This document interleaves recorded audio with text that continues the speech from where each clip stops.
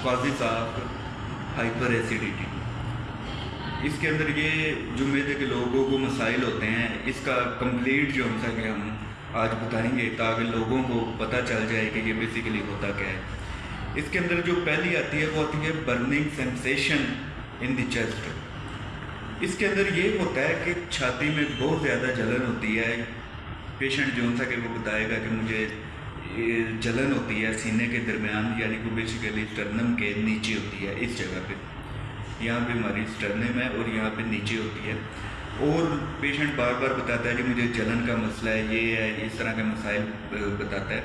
दूसरी जो इसकी वजह है वो है रीगर्जिटेशन। इसके अंदर ये होता है कि पेशेंट को खट्टे डिकार आते हैं मरीज़ को, और जौन सा है कि वो खाना जौन सा कि मुंह खट्टा रहता है, मुंह के अंदर खट्टे डिकार आते हैं, खट्टा टेस्ट होता है उसका।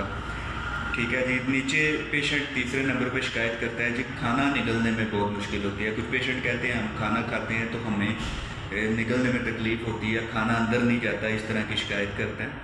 और चौथे नंबर पे जो बहुत कॉमन है वो होता है जी चेस्ट पेन। इसके अंदर ये होता है कि जब मरीज़ रात को सोता है तो बहुत देर तक उसे खांसी होती है, जिसकी वजह ये होती है कि जो एसिड होता है पेट के अंदर, जो एसिड होता है वो एसोफेगस में निकल कर आता है और उससे इरिटेशन होती है, जिसकी वजह से हमें खांसी शुरू हो जाती है, हमारा बाजू का सांस भी नहीं निकलता। पाँचवें नंबर पे आता है हार्शनेस ऑफ वॉइस, यानी कि जो आवाज़ है वो बढ़ा के निकलती है। आदमी जब सो के उठता है तो उसकी आवाज़ बढ़ा के निकलती है, साफ नहीं निकलती।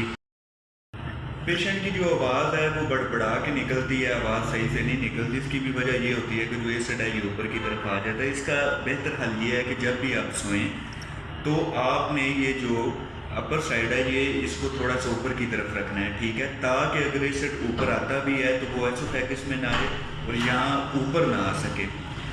आखिरी नंबर पे जो होता है वो नाज़िया की फीलिंग होती है, जिसके अंदर ये होता है कि पेशेंट खाना खाता है या जब उसका दिल करता है कुछ खाने को तो उसको ऐसे मतली या या वो महसूस करता है कि मुझे खाने के बाद उल्टी आ रही है, या उसका जैसे हम कहते हैं दिल ख़राब होने लग पड़ता है, दिल उछलने लग पड़ता है कि जैसे कोई चीज़ अंदर से बाहर आने लगी है। ये वो तमाम अलामात हैं जो लोगों को मैदे की होती हैं। इसके लिए हमें मुख्तलिफ टेस्ट भी करवाने चाहिए। सबसे पहले एच पैलोरी टेस्ट करवाना चाहिए ब्लड का।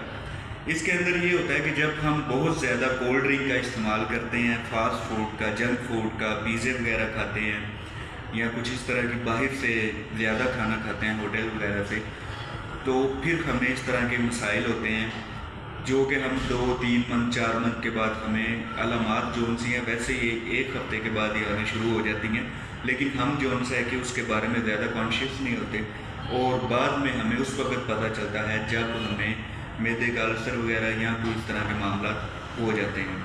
तो इसके लिए जो सा कि इसके लिए परहेज़ यही है कि आपने जंक फूड, कोल्ड ड्रिंक, चाय वगैरह, ब्लैक टी जिसे कहते हैं वो नहीं पीनी है। आपने ठंडा दूध जो सा को खाली पेट थोड़ा सा पी लें या दोपहर को पी लें, और जब भी खाना खाएं तो आपने घर का खाना खाना है और भूख रख के खाना खाना है ताकि आपका मैदा जो सा वो अच्छे से वर्क कर सके।